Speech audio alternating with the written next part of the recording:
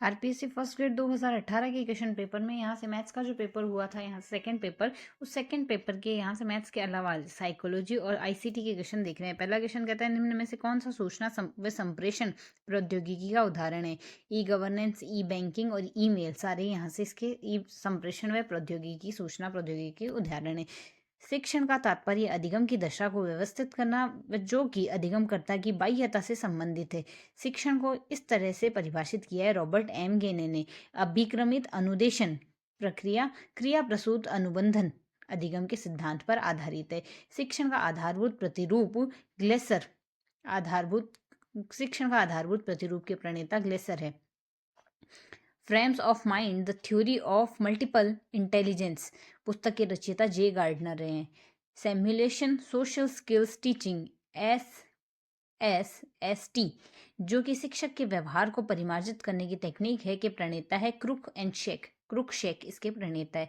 अर्थपूर्ण शाब्दिक अधिगम व उच्च संगठक की अवधारणा से संबंधित सिद्धांत डेविड पी आसुबेल ने दिया है। निम्न में से क्या कंप्यूटर की अस्थायी मेमोरी के रूप से जानी जाती है, रैम जानी जाती है।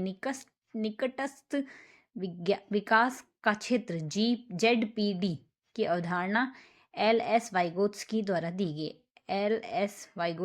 दी गई। यहाँ से असंगत बताना है हमें, तो संगत होगा जीन पियाजे संज्ञानात्मक व रचनावाद से संबंधित है।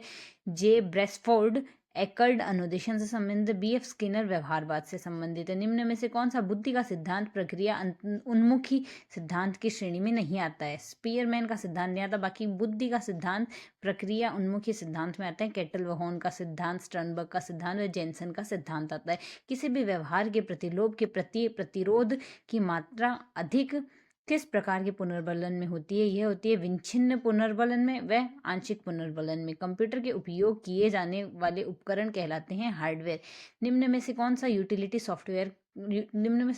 सॉफ्टवेयर कौन सा है। Linker utility software. नैतिक विकास का सिद्धांत निम्न में से किसके द्वारा दिया गया। यह दिया गया जॉन पियाजे और एल कॉलबर्ग द्वारा दिया गया। निम्न में से कौन सा मनोवैज्ञानिक संवेगात्मक बुद्धि की अवधारणा से संबंधित है। पीटर सेलोवे, जॉन मेयर और डैनियल गोलमैन, सारे इससे संबंधित। शिक्षा में व्यवहारवाद की स्थापना वॉटसन ने की। व्यक्ति व वातावरण के मध्य अंतर संबंध की प्रकृति की व्याख्या हेतु जीवन क्षेत्र की अवधारणा किसने दी। कर्ट लेविन ने दी। निम्न में से किस मनोवैज्ञानिक ने इस बात पर जोर दिया कि कुसमायोजन में अचेतन मन की महत्वपूर्ण भूमिका अदा करता है। सिगमंड फ्रायड ने यह कहा। शिक्षा के उद्देश्य को प्राप्त करने के लिए निम्न में से किसकी विशेष भूमिका है। विद्यालय भवन की, खेल के मैदान की व पुस्तकालय की, सबकी भूमिकाएं हैं। संज्ञानात्मक विकास की कौन सी अवस्था अमूर्त चिंतन व तर्कना के उद्भव के रूप में विशिष्टीकृत होती है। औपचारिक संक्रियात्मक होती है। विकास के किस अवस्था में पहचान बनाम भूमिका संभ्रांति की विशेषता घटित होती है। किशोरावस्था में। किसी भी विद्यार्थी को अधिगम व समस्या समाधान हेतु दी जाने वाली सहायता कहलाती है स्कैफोल्डिंग कहलाती है। निम्न में से कौन सा युग्म सही रूप से युग्मित है। चारित्रीकरण भावात्मक परिक्षेत्र से। निर्देशित परामर्श को संज्ञा दी जाती है कि परामर्शदाता केंद्रित परामर्श की, आदेशात्मक परामर्श की व समस्या केंद्रित परामर्श की। शिक्षण का प्रारूप हो सकता है प्रशिक्षण, अनुबंधन व अनुदेश व प्रतिपादीयकरण। प्रशिक्षण, अनुबंधन, अनुदेश व प्रतिपादीयकरण। एन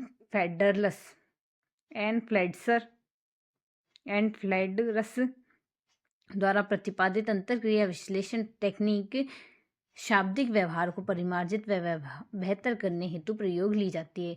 श्रव्य दृश्य सामग्री को वर्गीकृत करने हेतु अनुभव शंकु का प्रारूप एडगर डेल द्वारा प्रतिपादित किया गया। निम्न में से कौन सा कथन असत्य। तो सत्य कथन देखें तो अधिगम एक प्रक्रिया है। संवेग हमारी क्रिया को निर्देशित करते हैं और अधिगम अभ्यास व प्रशिक्षण से संबंधित है।